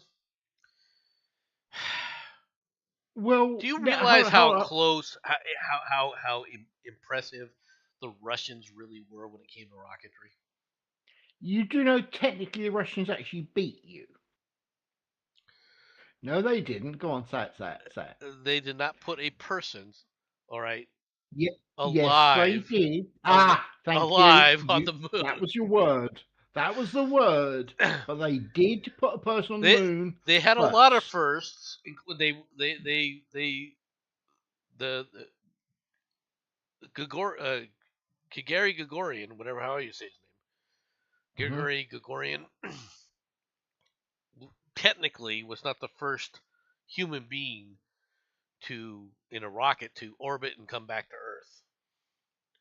Okay. Most people don't know that. No. Okay. Because the Russians lied, which, again, not a surprise. Okay. He was also not their first attempt. Okay. But it doesn't matter. Okay. The Russians were phenomenal, had a lot of firsts. They were the first ones to lose astronauts in space to space. Okay? Because they had a ship go up and they had a valve stick open and literally sucked all the air out of the capsule. Oh. Okay? They were also the first ones to have a guy come in screaming that he was on fire because they had no way to, because his heat shield had failed. Okay? Yeah. We tended to be less likely to do those kinds of firsts. We had our own. Don't get me wrong. Right? I mean, after all, we were the first ones to say, you know what? We got a set of astronauts here. Let's just burn them to death on the ground. No one's done that before. Why bother launching them into the sky? Let's just cook them here. I mean, I'm trying to make light of a really tragic situation, but it was something that it was an oversight that becomes obvious later. But it's go ahead. I found out something mildly interesting. You know the Russian dog Laika, the first one that they sent up? Yeah. Yeah? Did you know they weren't actually going to send a dog originally? They were going to send a creature called a Pallas cat. Okay? Unfortunately, it was a pet of one of the people. Unfortunately, the Pallas cat, after being informed it's going to be put in a place it decided it didn't like, clawed its owner's hand into absolute bloody shreds. They went, screw this, we'll send the dog. Literally. No, I'm not joking. Well, it's actually a thing. The thing about that is like, what owner wants to put their pet into a rocket that's not coming back? A Russian. Okay, well. Next question. I mean, there might be another reason why the thing was clawing the master's hand is because he didn't like the master to begin with, and he didn't like it as a pet. That might be why he volunteered. No, that is actually very true. The Pallas cat is a vicious little fluffball, absolutely adorable, but my God, it is literally a demon. Okay. All right, let's get on to the next story, shall we? Actor Timothy Busfield remains at large days after facing child sexual abuse charges. New Mexico authorities obtained a warrant to arrest Busfeld, and U.S. Marshals are reportedly searching for him. Actor and director Timothy Busfield evidently remained at large on Tuesday, 4 days after New Mexico authorities obtained a warrant to arrest him on sexual abuse charges, and U.S. Marshals are reportedly helping search for him. Albuquerque police told outlets including Deadline and People that its officers were working with marshals who specialize in capturing fugitive criminal suspects to get Busfeld into custody. The agency did not offer a timeline for when the Emmy winner may be arrested in connection with the case, and has gained a lot of attention across the U.S. entertainment industry and beyond. I can answer that one. Go ahead. If you actually look on the right of the screen, at the very top, it actually says about the Busfield. It says he's already surrendered. So technically, they got the bugger. It's the same thing. Right? They're cheating. They're like, don't you love that the said the Guardian's photo? lying. They just used the same photo. It's still the Guardian. Yeah. Right? Yeah. He surrendered Tuesday to New Mexico authorities 4 days after they obtained a warrant. In other words, he couldn't get out. Yep. All right. He decided not to get out. Let me put it that way. I don't know whether or not these allegations are true. Okay. Not heard. I don't even know for sure, what the allegations supposedly involve. Okay. I've just seen it. Apparently, 2 11-year-old twin brothers. Go ahead. Okay. A Sworn Police statement summarising the accusations against Busfield said that they stem from two 11-year-old twin brothers that he met on the set of Cleaning Lady, TV series he directed and starred in. So there you go. He done the naughty with 2 boys, apparently. Well, did he? Okay, because now the reason I said that is because I heard that. The question I had though is, his parents didn't do anything about it for 2 years. The kid's parents. Yeah. So how accurate is this? Me Too Part 2? I'm not saying that there's not truth to the allegation. Okay, I want people to understand that. But I want to see the evidence. And if the evidence is, well, these 11-year-old boys said this 10-year-old boy said this, and I know people are going to hate this, that's not enough evidence to convict the guy. It's not. If that's all you have, that's not enough evidence. Now, if there are people who saw something and corroborated it and everything else, okay. We'll take that for what it's worth too. Because then the next question is why didn't you report that to the police yourselves? I'm just pointing this out, right? Why didn't you reference this to the police yourself? So I don't want to condemn the guy. No. Well, let me rephrase that. I would love it if this guy was condemned. Why? Because he's a leftist, and I think they all should be condemned. But that's my point. But that's not an honest. That is me saying, well, I think leftists should be taken out basically, and all of them, held accountable for their activities. But that's kind of stupid. I mean, it's tongue in cheek kind of thing, right? Yeah. I don't know if he should be held accountable for something like this. Where is he really guilty? If he's not guilty of these kind of crimes, I don't think you can hold him accountable for those. Right? Agree. And let's be also frank about something else. If you're really that interested in going after these assholes that were grooming people in Hollywood, you're going to have to take down a lot of well-beloved individuals. Yes. Okay, including some of the nerd-verse heroes. Right? Like George Takei, for example. Just pointing this out. Okay. I want to see more evidence is what I'm saying. Yeah. From the New York Times. Mm. You'll love this. Governor Gavin Newsom said he was working behind the scenes, not in front of people, but behind the scenes to block a proposed tax on billionaires' wealth and was committed to defeating the measure if it reached the ballot. Gavin Newsom vowed on Monday to stop a proposed wealth tax in California, saying its mere introduction had already hurt the state by driving some billionaires to relocate and take their tax dollars with them. Ding, ding, ding, ding, ding, ding, ding. Mr. Newsom, a Democrat, said in an interview with the New York Times that he had been relentlessly working behind the scenes against the proposal. Why weren't you doing it in front of the scenes? Okay? And that he would fight the measure if it reached the November ballot. Now, this is a ballot initiative. This is Californians voting for this. Okay? Mm-hmm. This will be defeated. There's no question in my mind, Mr. Newsom said.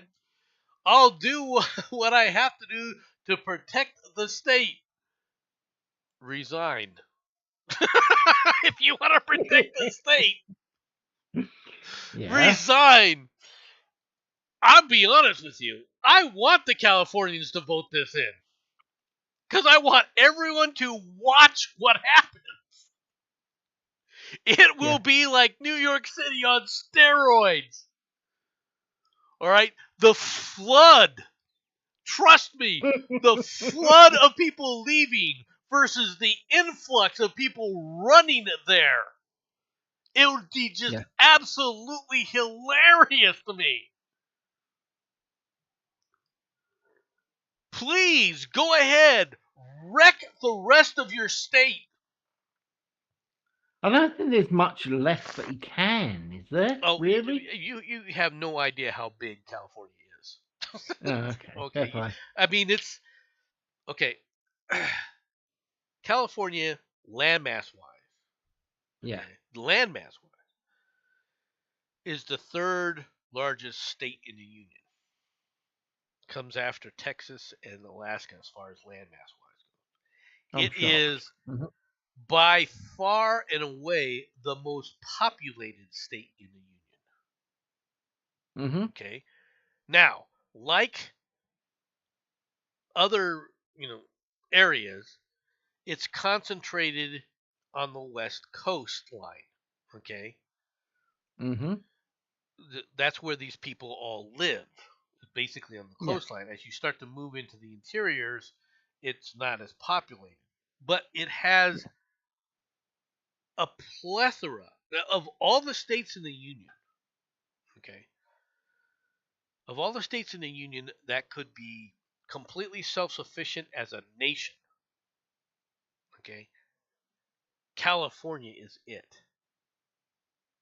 And most people don't I understand would like to that. argue that one. Why? And my reason of argument is, and I again could well be wrong here, but I've heard apparently if I think it was like the Colorado River, if that actually got blocked off, California basically turns into a large area with dead bodies in it. Okay, that's true and not true. Okay. Do they suck up a lot of Colorado River water from the Colorado River, Colorado River project? The answer to that is yes. Okay.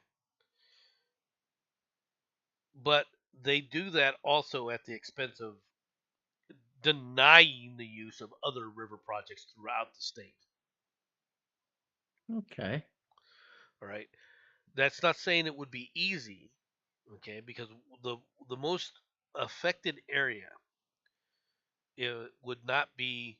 People think it'd be the cities in LA and so forth, and they do use up a lot of the Colorado River water. But what really uses up a lot of the Colorado River water is Imperial Valley, right? Which is where the food production is. Okay. Okay. So could they when I talk about them becoming their own nation state, I'm not talking about the population wise with the size that they have. I'm saying because of the amount of natural resources that they have, combined with the fact that it has defensible borders. Okay? Yeah. This is something people don't recognize, but it has basically its entire border with Nevada is a mountain range. Yeah. Okay? So in order to invade California as a nation state, you would have to either come from Mexico, right? At which point, once again, you have a river there. Granted, it's dry by the time it gets to Mexico, which is the Colorado River. Okay, Mm-hmm. but you have a river there as a border, and then you could also have, basically another mountain, slightly less mountainous, but a range on against Oregon, right? That you could use as a defense against. But it's one of the few areas where if it had been a nation unto itself, it could be a nation unto itself. Is what I'm trying to say, right? Okay. They have squandered it. They have squandered it and squandered it and squandered it. And now these loons, all right, have taken it all over, and they have not come to terms with the fact that what they've squandered. And they still think of themselves as, like I said, self-sufficient, when in reality they're living off the largesse of the U.S. government more than anything else. Almost all, when they talk about all those things in there, oh, they got Silicon Valley. Yeah, how much does Silicon Valley get from the federal government? Mm-hmm. Billions every year. How much does Lawrence Livermore Labs get from the federal government? Billions every year. Right? How much does the Navy give in the billions, all right, for the naval bases that they have on the coast? And you've still got the entire, Edwards Air Force Base, which is one of our premier launch sites for military and so forth satellites. All right? Mm-hmm. So you're taking all these things into effect, and you start to realize, look at what the federal government is pumping into California, which they never talk about. Okay? Of course not. Because the federal government turns it over to defense contractors, and the defense contractors are, private organizations, so therefore when they do their own calculus, they're like, well, that's not stuff from the federal government. Yeah, it is. Okay? Sure, it's filtered through the private companies, but if you sit up there and took those private companies out, what would you have left? And I'm not saying that they shouldn't do that. Okay, I'm not saying they should do that or anything. I should say. I'm just trying to point this out. But they have squandered all this wealth by going down this woke nonsense. Yeah. And it is harming, and they've started to realize this. They've gotten to the point now where it's actually harming the state. They'd be a third world failed state in no time. With the policies that they're predicting, yeah, of course they are. For crying out loud. Last year they had that fire, right? Yeah. They haven't even built any homes back. Once again, this is a state that built the Golden State Bridge across a portion of water. Okay? That has very powerful tidal forces that deal with it. Yes. Right? And yet we built that in 18 freaking months. That's why I was so impressed when you told me that. Okay. Like, damn. This is the state that did that. Can they do it today? No, because they're trying to save the snail darter or some other stupid fish that'll come up in some kind of environmental impact study. All right? Yeah. There's a reason Occidental Petroleum is from LA. You have something called, I don't know I'm sure you've heard of this. You've heard of the La Brea tar pits? Yes. Okay, now what's a tar pit? Okay, I'm going to go with the simple one. A large hole that is now currently filled with like tar and obviously skeletons of things that made the mistake of going, ooh, what's that? What's the primary ingredient in tar? Dead dinosaurs. Nope. Well, okay. In a way. You did ask. All right. It's oil, right? Yeah. The oil reserves under California are significant. They just don't want to drill there. I was going to say, you never hear about oil in California. Interesting. All right. If you think that, okay, you got the La Brea tar pits, if all the oil was gone, that thing should be bone dry. They should be able to walk down there and just pick the bones up off the ground. This is fair. All right. You've got tons. And this is in the middle, basically, of LA. All right. Yeah. Yeah. Which is a major city. Yeah. Think about it, folks. But they don't want to do it. They don't want to sit up off the coast. The oil rigs, they found tons of oil off there. And the first thing people started bitching about was, I don't want to look across the ocean and see an oil derrick. What the hell's wrong with you people? Yeah. Newsom, because of his policies and everything, right, has made it so impossible that the last refinery in California is now shutting down, and he's gone to court trying to sue them to prevent them from shutting the oil refinery. Because these are the policies he created, making it impossible. He goes, no, you got to operate at a loss. No, we don't. Bye. Mm-hmm. Please let them vote this in. Let these idiots vote this shit in. They weren't smart enough to learn from when they voted themselves a $20 minimum wage and watched all these freaking fast food chains collapse. Yeah. Right? Close left and right. People bitching about how McDonald's and Burger King and all these other things are closing around the state. What do you expect to happen? What did you expect to happen? Now, granted, there's some in certain areas, and of course, what's it cost for a freaking Big Mac? A Big Mac, which used to be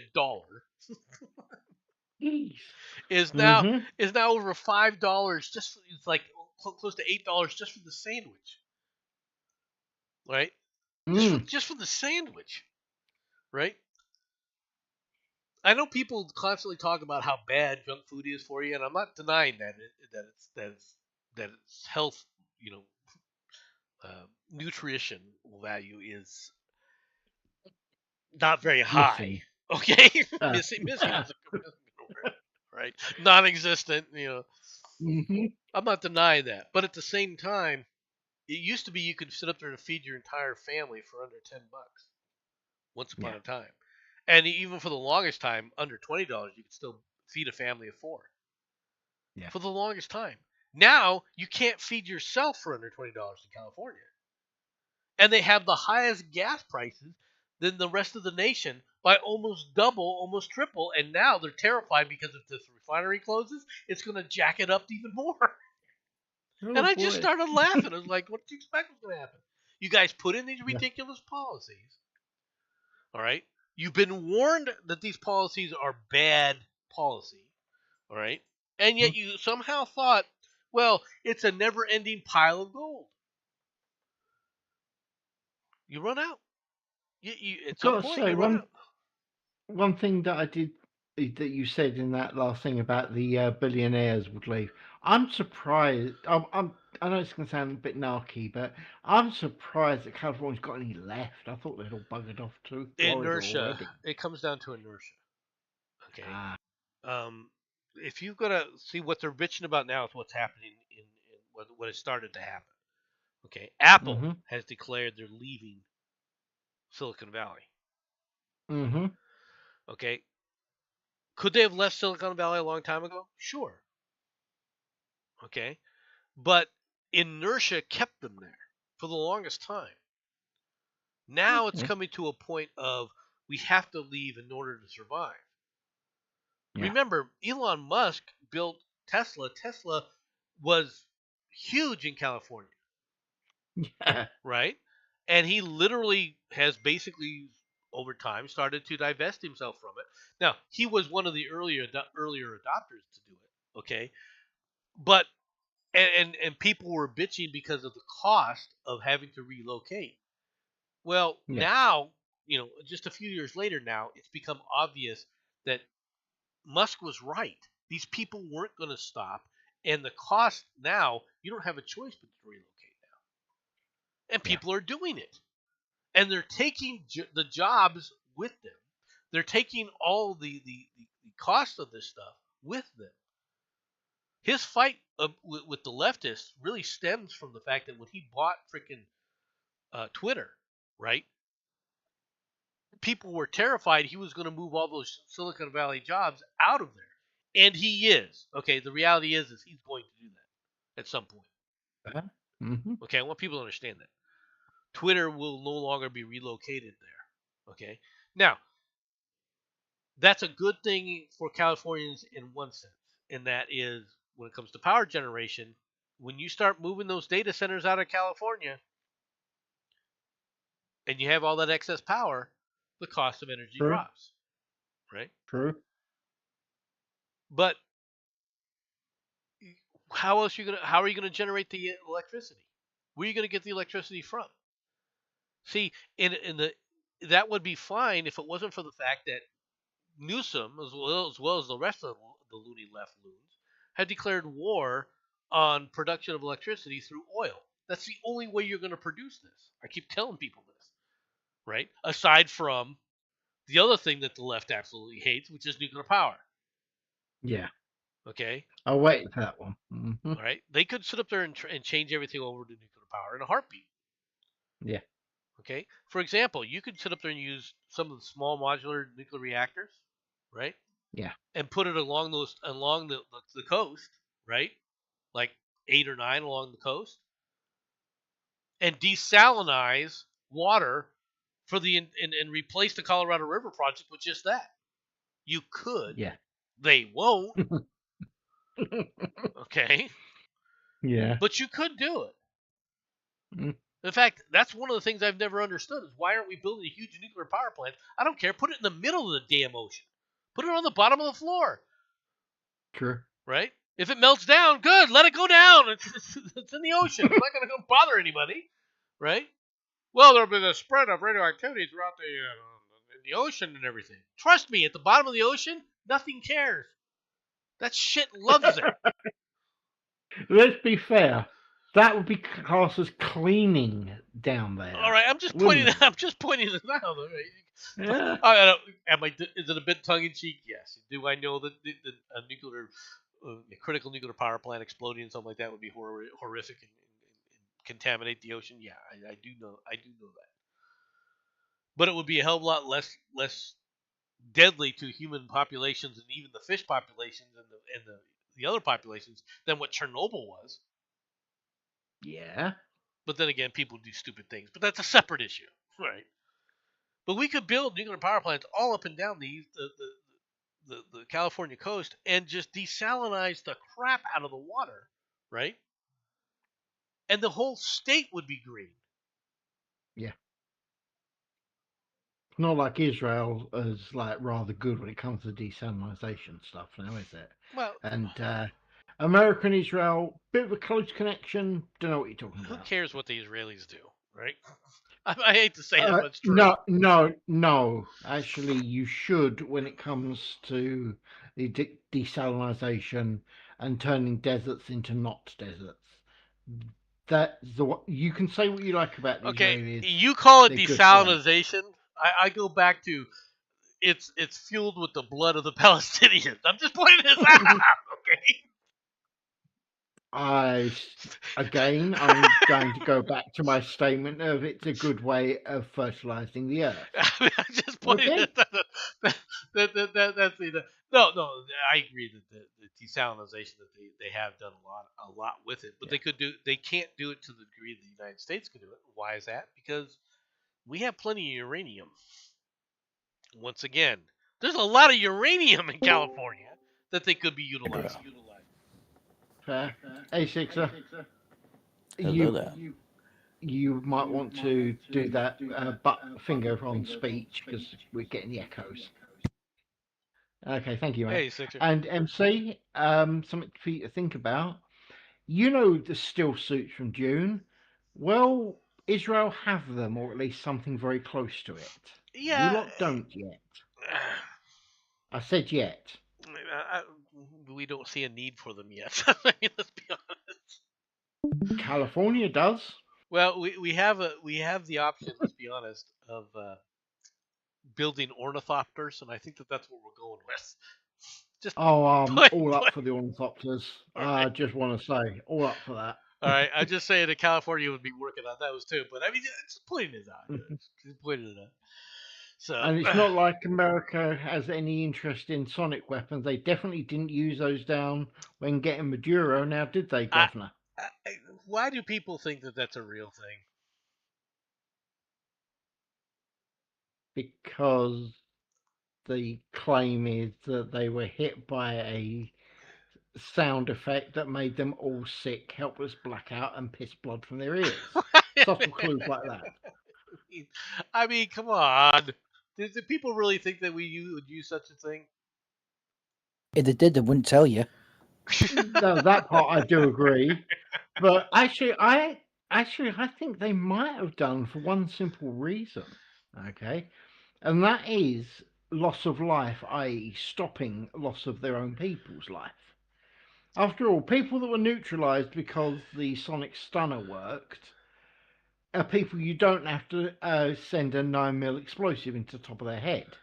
Well, we said Saves on ammo. It did save on ammo. I will admit that. Yes. Thank That's you. True. I mean, I'm not denying that we would do something like that. I'm just saying there's no real evidence aside from people just opening their mouths. Show me some evidence.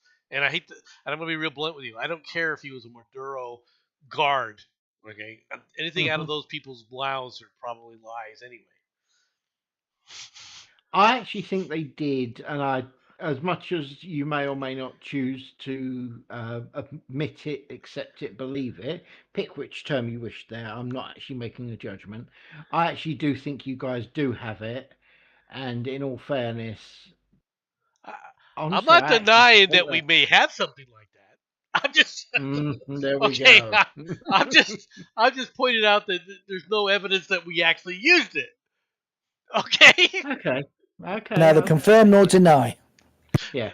Okay. I mean, just pointing it out. Nudge, nudge, wink, wink. You know, I mean, I gotta say, sonic weapons are good. Okay, if used properly, they are really devastating. And if you can ever get them to the fact that we go from merely a stunning effect into a first of all, dissipating the armor of a Their tank. ears bleed, yeah. People are No, I'm talking boom. Yeah, people are saying it was Sonic. Yeah. Okay? There's another weapon that does the same type of effects. Talking about Sonic, and now I'm on a chili cheese dog now. Okay, we got 2 more stories left. Just 2 more stories. Okay. Let's get to I the like first the one. kitty. I want the kitty. Yeah, the woman dies in a suspected mountain lion attack. Colorado's first deadly encounter since 1999. I still want the kitty. Unfortunately, 2 of them were euthanized. 2 mountain lions were euthanized, and a search is going on for a third. Necropsies will be performed on the animals, as well as tests for evidence of human DNA. Did they eat a human?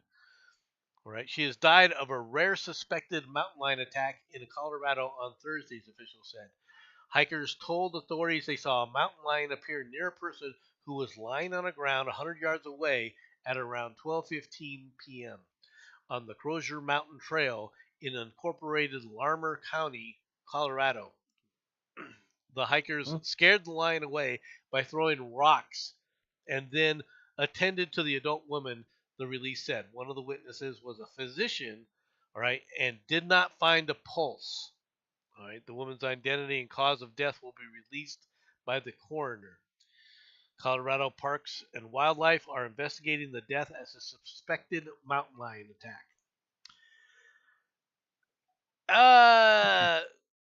Yeah, you and I had a conversation about this quite a while ago. I may be wrong, but I vaguely remember you mentioning that they're not actually generally an animal that will attack you without a bloody good reason. The question is, what did she do that pissed it off? That's part of it. There also comes down to, okay, this is I'm gonna say something that I know people are gonna take as sexist. Huh? If you're a small, tiny little woman who's a health nut and weighs what 90 pounds, You're a snack. Yeah. okay, you are on the menu when you run into the wilderness. Okay, Yeah. by more than just the grizzly bears, because let's be honest, any human being is on the menu of a grizzly bear. This is fair. Okay, I'm just pointing this out. If you think like Jensen, oh, cute little kitty, and you're 90 pounds and you go to pet cute little kitty, you're on the menu. Yes. You can be I dragged away. So she was that stupid enough to go up to this mountain lion, and go cute little kitty, not realizing she could get mauled. Actually, Wow. I'll be honest. You beat him dumb over there. My opinion actually is even worse. I actually reckon that it was probably female mountain lion, and the stupid cow went near it while it had cubs, and that's always going to go really well. If you That's do a that. possibility there. Now it's getting winter. They're trying to eat as much as they can to stock up. True, Okay. that is another option. and so the thing about this though is if you're a woman and a small woman at that, and you're not carrying some kind of defensive weaponry, I'm not saying you got to carry a shotgun. I'm not saying that would be a bad idea. I'm just saying it doesn't have to be a shotgun. But if you're wandering around in the woods, in the wilderness, right, in Colorado, and you think you're perfectly protected because I'm a woman, hear me roar. Okay? I'm just pointing out the reaction. If you look throughout the country, I mean, these lion attacks are more frequent than people realize. Okay? They happen every freaking year. Now, generally, you don't hear about them because the media doesn't want to exploit the situation or anything else. But the nation, for like in Colorado, all right, Colorado is becoming a blue state. It's a very blue state right now. So therefore, they're talking about it. But these things happen wherever the ranges happen. Up in Idaho, happens all the time. Happens in Montana, anywhere Wyoming. But see, people know. Well, dummy, don't run around alone by yourself, thinking, "Oh, look at me, and I'm out here in the wilderness enjoying everything," without realizing, hey, bad things can happen to me. But there's too many of these lunatics that have grown up in New York or grown up in New Jersey, right, or over there in Massachusetts that thinks the rest of this wilderness stuff, that there's nothing out there that's going to hurt them except for maybe a bear. MC, you're not thinking it through, mate. She was obviously safe near the lion. After all, there were no men around. That makes her perfectly safe. Everyone knows you feel safer around the wild animals than the man, because men are evil. Did you forget that? Just pointing this out. Even, I'm not a big person, right? Mm-hmm.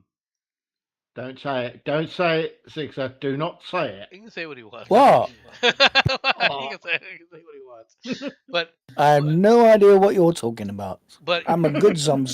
When I go out into the woodlands, right, into the hinterlands. That's no moon. Okay. All right. I don't go out with the expectation. All right. If I see tracks and I see wild animal things like that, if I'm not armed, normally I try to be armed, but if I'm not armed, I turn around. I don't go, hey, let's go play tag with Mr. Bear. I'm sure that there won't be anything bad that's going to happen. No. Okay.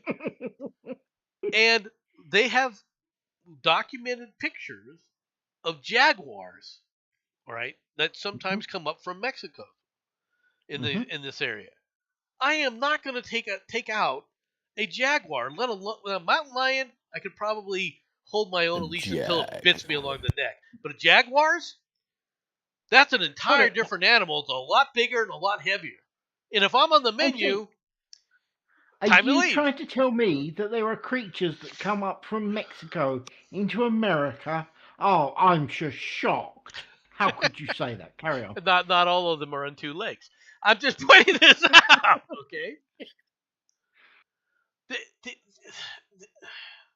Now, granted, I live in an area where you don't see as many. Why? I live in a desert.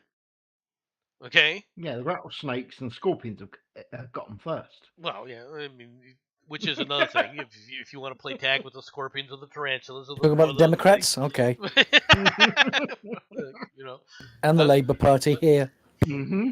So, yeah, no, it's just, look, you have to be aware of these things. Now, I don't believe, like in this case, they euthanized the two lions. No, poor I don't kitties. think that they should have done that. I really don't. Now, if they show indications of predation, true predation, right, where they're hunting humans, all right, then I guess you're gonna have to tell the people, arm yourself. Yes. Okay, that's my solution. My solution isn't, let's take out this animal and euthanize it, right? And yes, I do know that once they get the taste for humans, they realize, damn, these things are slow and stupid. Mm-hmm. Okay, Yes. but if you let Talking them, about Democrats again. well, if you let the populace arm itself, the animals learn boomsticks bad.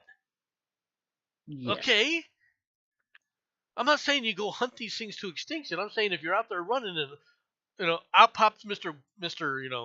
Bear or Mr. Wolf or Mr. Lion. If you've got a 12 gauge shotgun with slugs, it might think twice. Yeah. Yeah. All right, final story of the day. Mm-hmm. Monkeys on the loose in St. Louis after a 4-day search from the PEC. Multiple monkeys are on the loose in St. Louis, Missouri, sparking confusion and concern from the city's animal control officials. So the city's animals and control officials are concerned and confused. Do I see a problem here? Well, let's be fair, okay? As we're talking about St. Louis, Missouri, they're probably cleaner than most of the people there. Tell me I'm wrong. The monkeys have been running free since at least Thursday when they were first spotted roaming the streets. Residents have been warned to avoid the exotic animals as they would be unpredictable or aggressive under stress. Let's be perfectly frank here. We're talking about stupid Americans in a city. There are people going out there trying to hand these things food. Okay? Yes. Yeah. There are people going out there with a doobie in their mouth trying to share. Okay? Are you trying to say that these are the new version of cocaine monkeys? I'm just wondering. And if your animal First there was cocaine bear, now there's cocaine monkeys. And if your animal control people are confused, I'm saying you need to find a new set of animal control officials. Okay? I say you wait 15 minutes and you'll have to get some new ones after they've been eaten by monkeys. Yeah. Well, that's after whatever's left after the mountain lions have had their big piece. Yeah, give you something to laugh at. By the way, I sent you both a little short to watch later. Okay. A snow leopard and a tiger. I'm just going to leave it there. Okay. Pretty animals. Oh God! A primate expert from the St. Louis Zoo has identified the animals as vervet monkeys. The health department said vervets are small monkeys native to Africa with pale fur and black faces. The animal health department describes them as very intelligent and social, but warns of their potential danger if stressed. At this time, we do not know where the animals came from. You just told me they came from Africa. Okay. Yeah. All right. Now, how did they get here? I agree that you don't know how they got here. All right, but you know where they came from. They came from Africa. For crying out loud. That should be The pretty clue is freaking there. obvious, right? Are they going to Yeah. get deported? not at the Oh, moment, come on. unless they find their way to Minnesota. Anyway, If they were in England, they But would get deported. They'd get positions in the bloody what's it called? Parliament. In the wouldn't they? Senate. Yeah. I am the Senate. Where's my banana? Where's my banana? Still Look, more intelligent than Joe Biden. I will say it is. I find Anything's it- more intelligent than Joe Biden. Come on. I will say that it's very interesting that North America was denuded of primates because it doesn't make much Hmm. sense. Aside from human beings, you don't find primates in North America that were native really to North America. This is true. Confirmed. I know Dodge. If Mad Dodge was here, to be like, "What about Sasquatch?" All right. We'll exclude Sasquatch out of the conversation for the moment, okay? If you don't For mind. now. But South America has plenty of primates, right? Yes. Africa, Asia, right? Hmm. I mean, Europe. I guess Europe doesn't have really any primates, right? We're not Just going just over just, them. just in the House of Commons. No, actually, no. I'll take it back. We actually have lots and lots of primates, but they usually come across on the boats. Oh, damn! Did I say that out loud? Whoops. and Alan usually hands out the snack bars. Yep. I'm just pointing out that I find it unusual that North America had no primates, native fair. primates, which because it's not like the climate that they couldn't exist within. All right, the only Pretty much perfect for them. the only thing that was different from North America though than many these other areas is the type of plant fruit available. Does that make sense? Yes. Right? There were no, I mean, we have a lot of apple trees and cherry trees, and we got oranges and all these other things, but almost all of them were not native to America. They were all brought over to us, and now we have obviously groves and groves of these things. Yeah. Right? Actually, you know what? That's a good point because the Caribbean's actually, and no, I'm not doing this for racist jokes. Caribbean's actually got a whole bunch of monkeys on it. Yeah. And So why don't you have it? Yeah, Damn good question, sir. I think it's kind of odd that it was like that, unless they were seen as competition by the first Americans that came across the land bridge back 10,000, 20,000 years ago, right? And said, Yeah. okay, you've got to go. Well, Okay. you say competition, I say food. Well, I mean, yeah, I mean, they would be a good food source right away, but down in South America, they're still down there. And they're hunted for food, so Yeah, that's why I made that so point. Yeah. yeah, but they're not. They weren't driven to extinction. Is my point. No, that is true. So about the only thing reason I can conclude is because during the Ice Age, the ice sheet basically came down, and the whole, for the most part, North America was just one big ice sheet. All right, Yes. and that probably wiped out a lot of it. But that's the only thing I can think of as to why there were no primates like when the Europeans came over in mass and started, enslaving the populace as normal. And I'm just throwing out the little more red meat there for the for the balloons. All right, guys. Unfortunately, my wife has now said that I have got to go because she has a job for me to do. So I'm gonna have to let you all go. I do appreciate you both coming out. Thank you. No worries, man. I'll probably start doing this Problem. every day or so now, around the same time, around 2 or so. If you're available and want to come on, feel free. If you're not available, that's fine too. All right, Okay. and I'll just do shorter numbers of stories, right, rather than Because even now, I wanted to go for just an hour, and this is already over 2. so, I was lucky then. yeah, you were probably real lucky. So, no. See, anytime you want to, you're both invited whenever you want to come in there. Thank you very much. Yeah, standing invitations for anybody who wants to come in. I'm willing to talk about it. If you guys have an issue or a